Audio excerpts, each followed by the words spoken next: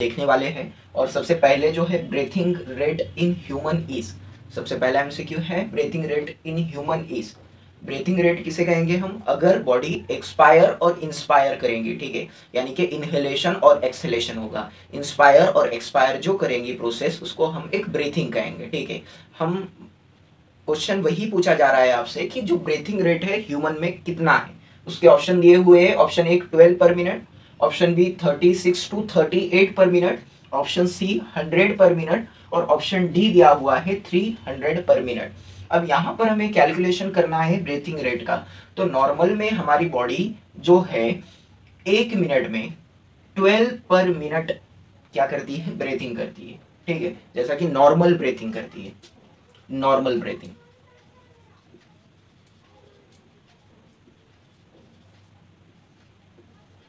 Normal breathing में क्या कहेंगे हम? ब्रीथिंग को कैसा डिस्क्राइब करेंगे हम? 1 इनहेलेशन प्लस 1 एक्सहेलेशन। हम अगर डिस्क्राइब करना है नॉर्मल ब्रीथिंग को, तो नॉर्मल ब्रीथिंग को डिस्क्राइब करते हुए हम कैसा डिस्क्राइब करेंगे?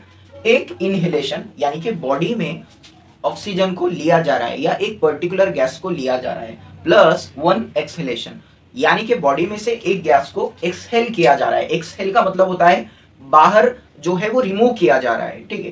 सो that is known as normal breathing. तो ब्रीथिंग रेट इन ह्यूमन में कितना है? 12 पर मिनट। अगर फोर्सफुल ब्रीथिंग होती है, फोर्सफुल यानी कि क्या? नॉर्मल ब्रीथिंग से ज्यादा फोर्सफुल। तो फोर्सफुल में क्या हो जाता है? जो ब्रीथिंग रेट है, जो नॉर्मल ब्रीथिंग से फोर्सफुल रेस्पिरेशन में ब्रीथिंग रेट कैसा हो जाता है? इंक्रीज होता है या डिक्रीज होता है, ठीक है। अगर at the time of forceful breathing, ठीक है, अगर हमें ऑक्सीजन या ऑक्सीजन गैसेस, हम एक ऐसी कंडीशन में है जहां पर हमें ऑक्सीजन गैस नहीं मिल रहा है, ठीक है, तो हमें क्या हो जाएगा? यहाँ पर दिक्कत आ जाएगी इनहेलेशन में, यानी कि ब्रीथिंग में यहाँ पर हमें प्रॉब्लम आ जाएंगी। और ये जब प्रॉब्लम है ब्रीथिंग में, प्रॉब्लम 1 इनहेलेशन के थ्रू होगा, यानी कि हम कहेंगे जब 1 इनहेलेशन होगा तब वहां पर प्रॉब्लम हो जाएगी। या फिर हम कहेंगे जहां पर हमें ऑक्सीजन और कार्बन डाइऑक्साइड एक्सचेंज करने में प्रॉब्लम आ जाएंगी, वहां पर हमें फोर्सफुल ब्रीथिंग करना होगी, ठीक है। यानी कि हमारी जो नॉर्मल ब्रीथिंग से वहां पर क्या होगा? वहां पर ब्रीथिंग रेट जो है वो डिक्रीज हो जाएगा। क्यों डिक्रीज हो जाएगा? यानी कि 12 पर मिनट से यहाँ पर 10 9 8 7, ठीक है, 11, ये ऐसा डिक्रीज होता हुआ जाएगा। क्यों डिक्रीज होता हुआ जाएगा? उसका रीजन एक ही है। उसका रीजन ये होगा कि वहां पर हमें एक ऑक्सीजन या कार्बन डाइऑक्साइड नहीं मिल रहा है, ठीक है। तो नॉर्मल ब्रीथिंग रेट कितना है ह्यूमन में? 12 per minute. Of fever respiratory rate becomes, option A increases, option B decreases, option C stops, option D unaffected. तो देखिए यहाँ पर अगर हमें क्वेश्चन समझ में आ गया कि जब फेवर होता है, ठीक है, यानी कि अगर हम बात करें जब हमें बुखार आता है, ठीक है, तो वो टाइम पर क्या सर्दी होती है, ठीक है, तब हमारा रेस्पिरेटरी रेट पर उसका एक असर गिरता है, या फिर हम कहेंगे उस पर उसका परिणाम होता है या नहीं होता है, ठीक है। तो उसका परिणाम होगा या नहीं होगा? ऑब्वियसली होगा, क्योंकि अगर हमारे बॉडी का टेम्परेचर, यहाँ पर एक चीज बहुत मैटर करती है, टेम्परेचर, ठीक है। अगर हमारे बॉडी का temperature 36 degree to 37 degree Celsius से बढ़ जाता है, ये नॉर्मल टेम्परेचर है। हमारे बॉडी का नॉर्मल टेम्परेचर कितना है? 36 टू 37 डिग्री सेल्सियस। अब ये 36 टू 37 डिग्री सेल्सियस जो होगा टेम्परेचर, ये टेम्परेचर अगर इंक्रीज हो जाता है, इंक्रीज का मतलब अगर ये टेम्परेचर बढ़ जाता है, तो क्या हो जाएगा? ऑब्वियसली हम कहेंगे कि नहीं, हमें क्या हो गई है? सर्दी हो गई है, या हमें फीवर आ गया है, ठीक है, या हमें बुखार आ गया है, इस तरीके की हम बात करेंगे, ठीक है। और एक कंडीशन ऐसा आएंगी कि जब हम एंटीबायोटिक लेंगे और एंटीबायोटिक लिए बाद वो टेम्परेचर क्या होगा? धीरे धीरे धीरे धीरे कम हो जाएगा, ठीक है, या फिर हम कहेंगे वो नॉर्मल कंडीशन पे आ जाएगा। अब नॉर्मल कंडीशन पे आ जाएगा, लेकिन जब वो फीवर बढ़ रहा था, ठीक है, यानी कि जब टेम्परेचर भी हमारे बॉडी का बढ़ रहा था, उसी तरीके से हमारे बॉडी में क्या हो रहा था? रेस्पिरेटरी रेट भी चेंज हो रहा था, और वो रेस्पिरेटरी रेट क्या हो जाएगा? इंक्रीज हो जाएगा, यानी कि रेस्पिरेटरी रेट क्या हो जाएगा? वो बढ़ जाएगा, ठीक है। तो ये इसी तरीके से हम कहेंगे कि at the time of fever respiratory rate become, इसका आंसर क्या हो जाएगा? इसका आंसर हो जाएगा इंक्रीजेस। इसका आंसर हो जाएगा वो रेस्पिरेटरी रेट क्या हो जाएगा? वो रेस्पिरेटरी रेट इंक्रीज हो जाएगा, वो रेस्पिरेटरी रेट बढ़ जाएगा, ठीक है। यानी कि नॉर्मल ब्रीथिंग, इनहेल और एक्सहेल क्या हो जाएंगी? वो इंक्रीज हो जाएंगी। Breathing is known as, normal breathing is known as, normal breathing को क्या कहते हैं, ये मेडिकल टर्म्स है। यहाँ पर आपको एक चीज ध्यान में रखनी होगी, आपकी सुरक्षित करनी होगी कि ये मेडिकल टर्म्स है, तो इन्हें एक बार आप अगर इन ये टर्म्स को याद कर लेते हैं, ठीक है, तो ये आपको बाद में आप कहेंगे कि इसकी प्रैक्टिस करने की जरूरत नहीं है आपको, ठीक है। एक बार अगर आप इसको लर्न एकदम से अच्छे से याद कर लेते हैं, ठीक है। अब ये मेडिकल टर्म है, अब इन्हें हमारे माइंड में हमें सुरक्षित करना है, तो सबसे पहले हम क्या करेंगे, इनके जो टर्म्स के मीनिंग मालूम होना चाहिए। अब देखो, एपनिया एक ऐसी कंडीशन होती है, शुरू करते हैं हम एपनिया से, क्योंकि ए अल्फाबेट है, ठीक है। एपनिया एक ऐसी कंडीशन है जहां पर क्या हो जाएंगी, ब्रीथिंग शॉर्ट टाइम के लिए स्टॉप हो जाएंगे, ठीक है, जिसको हम कहेंगे स्टॉप ब्रीथिंग, ठीक है। जो हम सांस ले रहे हैं, ठीक है, जो कि हम श्वास ले रहे हैं, वो श्वास जो हमारा लेना है वो थोड़ी देर के लिए स्टॉप हो जाएगा for normal condition, for 2 to few minutes, और आप कहेंगे कि कुछ मिनटों के लिए हमें क्या हो जाएगा, ब्रीथिंग को स्टॉप करना होगा, तो वो ब्रीथिंग को स्टॉप को हम एपनिया कहेंगे, ठीक है। उसके बाद है अगर डिप्नोया, ठीक है। अब ये डिप्नोया कंडीशन क्या होती है, जहां पर अगर हम गौर से देखें तो यहां पर क्या हो जाएगा, हमें पेनफुल ब्रीथिंग होगी, पेनफुल ब्रीथिंग, ठीक है।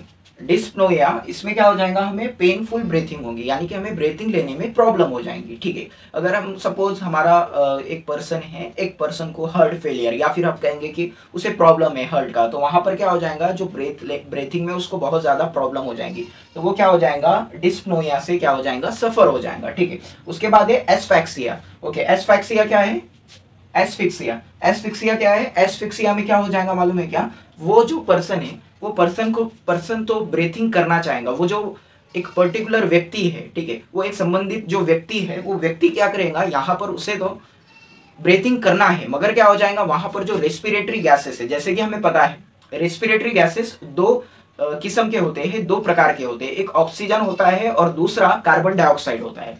तो ये जो दो रेस्पिरेटरी गैसेस है, वो उस संबंधित जगह पर क्या हो जाएंगे, वो अब्सेंट रहेंगे या अनुपस्थित रहेंगे। तो इस वजह से एस्फिक्सिया, जो एस्फिक्सिया ये जो डिसीज है, ये पर्टिकुलर डिसीज क्या हो जाएगा, वहीं पर होगा जहां पर लो कॉन्सेंट्रेशन होगा, किसका, एक ऑक्सीजन या फिर आप कहेंगे CO2 या फिर आप कहेंगे कार्बन डाइऑक्साइड। तो ये जो दो कंडीशन होंगे, यहां पर हम कहेंगे उसे एस्फिक्सिया। और हिप्नोया क्या है, जहां पर आप कहेंगे नॉर्मल ब्रीथिंग की एक मेडिकल टर्म्स, ठीक है।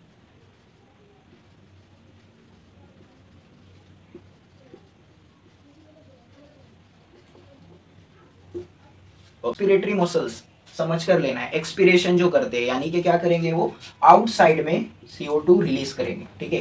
ह्यूमन के बॉडी से आउटसाइड में वो CO2 को रिलीज करेंगे। तो वैसे एक्सपिरेटरी मसल्स कौन से है, या फिर वैसे एक्सपिरेटरी मसल्स को क्या कहा जाता है, ठीक है। यहाँ पर आपको ये वाला है diaphragm plus IICM, diaphragm plus EICM, abdominal muscles plus IICM और एब्डोमिनल मसल प्लस EICM। सबसे पहले तो आपको डायफ्रागम ये कंडीशन कौन सी होती है समझ के लेना चाहिए, ठीक है। हमारे जो लंग्स होते हैं, ये लंग्स के जो बीच में, ठीक है, लंग्स के जो बीच में, ठीक है, आपको पता है लंग्स जो होते हैं वो कॉन्ट्रैक्ट और रिलैक्स होते हैं। ये जो लंग्स है ये कॉन्ट्रैक्ट और रिलैक्स होंगे, यानी कि वो आप कहेंगे कि वो इनहेलेशन के टाइम पर वो दोनों क्या हो जाएंगे, नजदीक आ जाएंगे, यानी कि जब उन्हें श्वास लेना है तो वो क्या करेंगे, दोनों एक जगह पर आ जाएंगे, और जब उन्हें श्वास को रिलीज करना है, ठीक है, या सांस छोड़नी है, तो वो क्या कर देंगे, वो इस तरीके से एक्सपांड हो जाएंगे, रिलैक्स हो जाएंगे। तो ये कंडीशन में अगर आप देखते हैं तो वहां पर ये जो एब्डोमिनल कैविटी, यहाँ पर एक एब्डोमिनल जगह पर, यानी कि हमारे पेट के पास क्या होती है, एक स्पेस होता है, जो स्पेस को आप कहेंगे डायफ्रागम, ठीक है। एक्चुअल में डायफ्रागम ये स्पेस भी है, दैट इज मसल्स आल्सो, ठीक है, ये मसल्स भी है जो कि क्या करेंगे, एक कॉन्ट्रैक्ट और रिलैक्स करने का काम करेंगे, ठीक है। अब यहाँ पर आपको डायफ्रागम और एब्डोमिनल मसल्स यानी कि क्या, हमारी जो बॉडी होती है, बॉडी के आप कहेंगे बॉडी में, हमारी बॉडी में जो हमारे स्टमक के पास का रीजन होगा, ठीक है, that is known as the abdominal muscle, ठीक है। और IICM यानी कि क्या, IICM यानी कि क्या, ये जो मसल्स रहेंगे, जो कि मसल्स जिसे हम इंटरकॉस्टल मसल्स कहेंगे, ठीक है, जो कि रेस्पिरेशन करते हुए या रेस्पिरेशन करने के टाइम पर ये क्या करेंगे, हमें एक हेल्प करेंगे, ठीक है, जिसे हम कहेंगे इंटरकॉस्टल मसल्स। और ये इंटरकॉस्टल मसल्स जो है पर्टिकुलरली ये जो रहेंगे ये डाइजेशन सॉरी ये जो रेस्पिरेटरी मसल्स भी इन्हें कहा जाता है। तो ये जो सब मसल्स है that muscles particularly also known as respiratory muscles, ठीक है। तो आईआईसीएम यानी कि इंटरकोस्टल मसल्स, और ये अगर देख रहे हैं तो आप external intercostal muscles, internal intercostal muscles, okay, ऐसा उनका प्रोनाउंसिएशन है, एक्सटर्नल इंटरनल यानी कि बाहर के और अंदर के। और उसके बाद अगर आप एक्सपिरेटरी मसल्स के बारे में पढ़ना चाहते हैं, यानी कि जो एक्सपिरेटरी मसल्स है, यानी कि जो एक्सपिरेशन यानी कि CO2 को बाहर जब वो रिलीज कर रहे हैं, ठीक है, तो वहां पर कौन से मसल्स जो है वो यूटिलाइज हो रहे हैं, और वो मसल्स का नाम है डायफ्रागम प्लस इंटरकोस्टल मसल्स, ठीक है।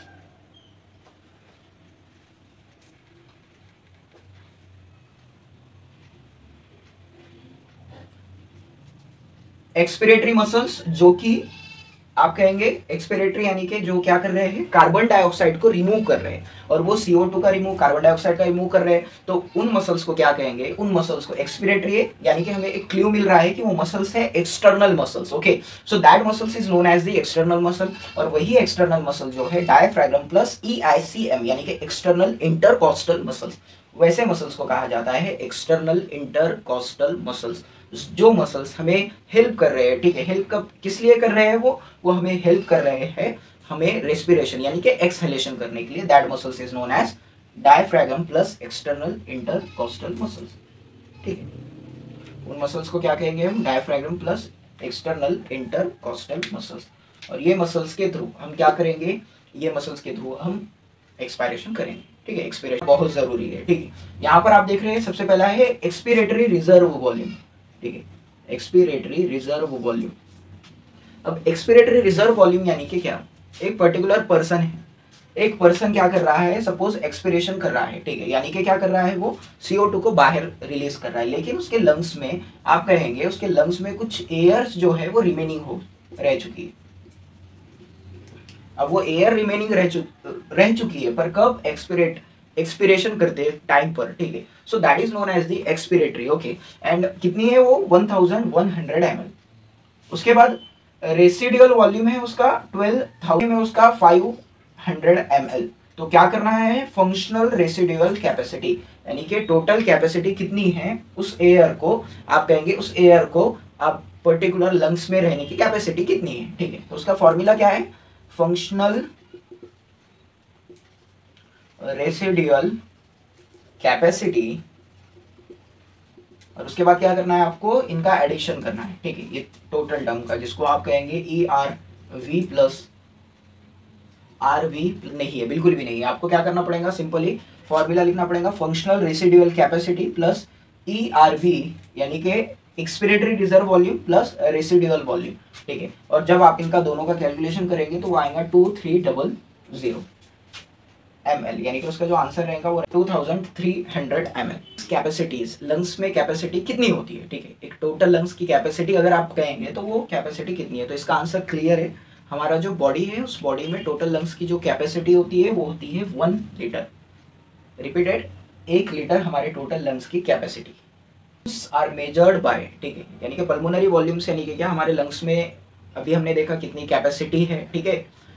उसके बाद उसको मेजर करने के लिए क्या यूज किया जाता है, ठीक है, वो कैपेसिटी को मेजर करने के लिए यूज क्या किया जाता है। अब ये देखिए, अब ये कहेंगे आप मेजरमेंट की यूनिट है, यानी कि किसमें उसको मेजर किया जाता है, यानी कि मेजर किसमें, एक पर्टिकुलर मशीन कौन सी है, ठीक है, एक आधा यंत्र कौन सा है जिसमें उसको मोज माप यानी कि उसका मेजरमेंट किया जाता है, किसको, पल्मोनरी वॉल्यूम्स को, पल्मोनरी, ठीक है, ये वर्ड्स आपको आएगा पल्मोनरी, ठीक है, जो कि लंग्स से रिलेटेड है, ठीक है, इट इज रिलेटेड, ये संबंधित किसके थ्रू है, ये संबंधित है, ये किसके थ्रू संबंधित है, इसका जो रिलेशन किससे है, इसका रिलेशन है जो लंग्स से है। तो अब देखिए ऑप्शन ए है स्पैरोमीटर, ऑप्शन बी है स्फैग्नोमीटर, ऑप्शन सी है गैल्वेनोमीटर, ऑप्शन डी है हाइग्रोमीटर, ओके। अब सबसे पहले तो अगर हम देखें अल्फाबेटिकली, गैल्वेनोमीटर क्या है, what is mean by galvanometer, ठीक है। गैल्वेनोमीटर जो होता है, अगर आपने देखा होगा इलेक्ट्रिक करंट को मेजर करने के लिए, अगर आपने फिजिक्स में ये कंसेप्ट पढ़ी है तो आपको समझ में आएगा, गैल्वेनोमीटर जो है वो इलेक्ट्रिक करंट को मेजरमेंट करने के लिए यूज किया जाता है। अब देखिए हमारे घर में जो करंट है, ठीक है, इलेक्ट्रिसिटी है, अब मेजरमेंट करना तो बहुत जरूरी है, ठीक है। अब ये करंट है, ठीक है, करंट जो एक्चुअल में जिसका मेजरमेंट होता है, ठीक है, उसको किया जाता है गैल्वेनोमीटर से। करंट का मेजरमेंट किससे होता है? गैल्वेनोमीटर। अब हाइग्रोमीटर क्या है? What is mean by hygrometer? अगर आप देखते होंगे एटमॉस्फेयर में वाटर वेपर्स है, ठीक है, या फिर आप कहेंगे वेपर्स है, टेम्परेचर है, ठीक है, तो ये वाटर वेपर को मेजर करने के लिए गैल्वेनोमीटर का यूज किया जाता है।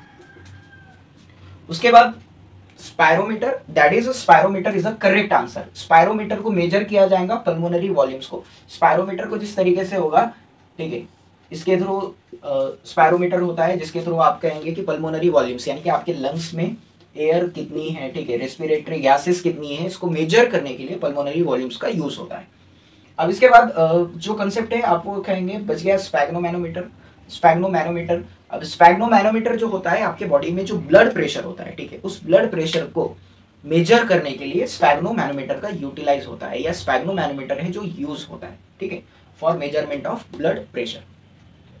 ठीक है, असेंडिंग ऑर्डर। असेंडिंग ऑर्डर यानी कि क्या, हमें इसको क्या करना है, एक ऊपर के क्रमांक से लेकर जाना है, ठीक है, यानी कि ऊपर का एक क्रमांक लगाना है, इनका एक हमें नंबर्स लगाना है, ठीक है, एक ऑर्डर्स लगाना है, ठीक है। और सबसे पहले तो ये टर्म्स आपको ये वाली है, सबसे पहले एक्सपिरेटरी कैपेसिटी, दूसरी इंस्पिरेटरी कैपेसिटी है, उसके बाद तीसरी अगर देखा जाए तो टाइडल वॉल्यूम है, और चौथा जो है वो रेसिडुअल वॉल्यूम है, ठीक है।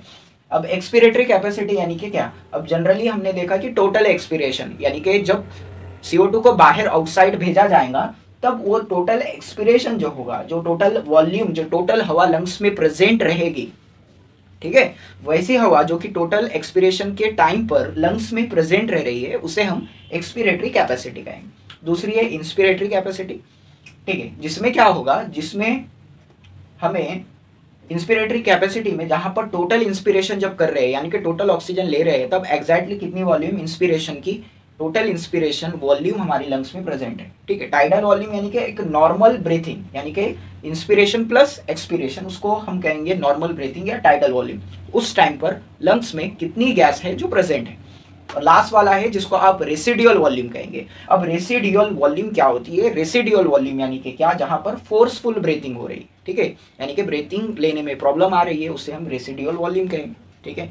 तो यहाँ पर हमें उसका असेंडिंग ऑर्डर लगाना है जिसको हम टोटल टाइडल वॉल्यूम कहेंगे। उसको option D is less than, sorry option C is less than option D होगा, ठीक है, और ऑप्शन डी लेस देन होगा ऑप्शन ए के, और ऑप्शन ए लेस देन होगा ऑप्शन बी के, ठीक है। तो ये जो अरेंजमेंट होगी, ये अरेंजमेंट बहुत करेक्ट होगी। यानी कि अगर बताना है तो ऑप्शन सी जो है वो टोटल वॉल्यूम है जो लंग्स में प्रेजेंट है, that is a total volume.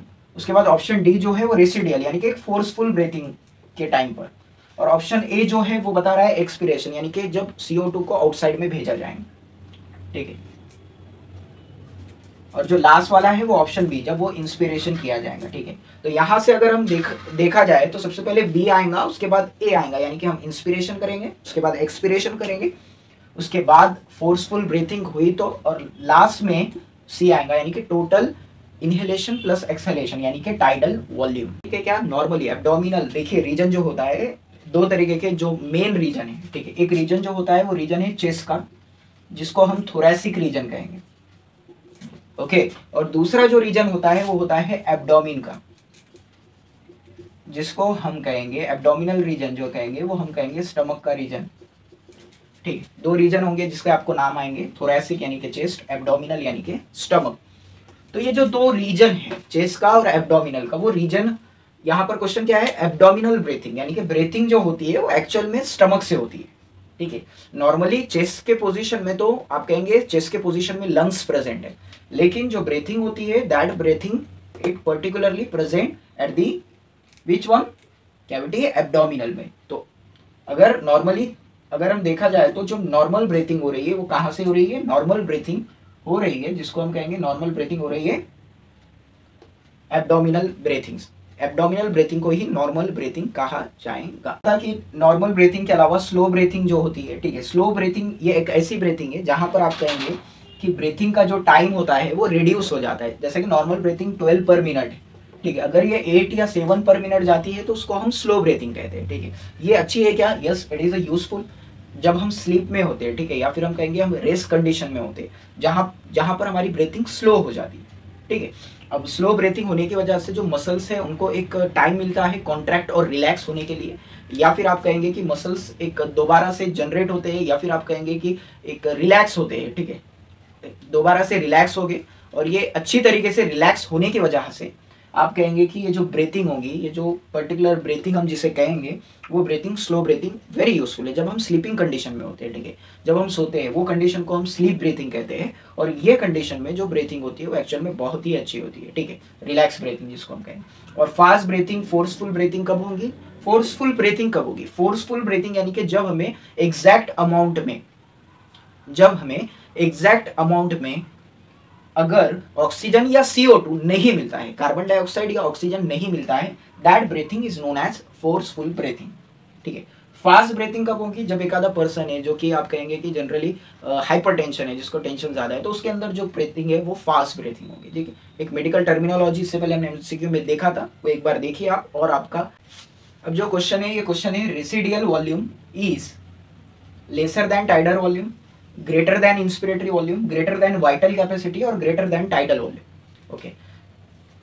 अगर यहाँ पर आप क्वेश्चंस देखते हैं तो क्वेश्चन में बता रहा है कि रेसिडियल वॉल्यूम क्या? एक जब फोर्सफुल ब्रीथिंग होती है, ठीक है, at the time of forceful breathing, एक फोर्सफुल ब्रीथिंग होगी एक पर्टिकुलर पर्सन में, तो वो उस ब्रीथिंग के दौरान उसके जो बॉडी में जो एयर होगी वो एयर रिमेनिंग होगी, ठीक है, एयर रिमेनिंग, वो एयर रिमेनिंग जो होगी उसे हम रेसिडुअल वॉल्यूम कहेंगे। तो ये क्या कम होता है टाइडल वॉल्यूम से, या फिर ये ज्यादा होता है टाइडल वॉल्यूम से? तो ऑब्वियसली जब रेसिडुअल वॉल्यूम होगा वहां पर एक फोर्सफुल रेस्पिरेशन होगी।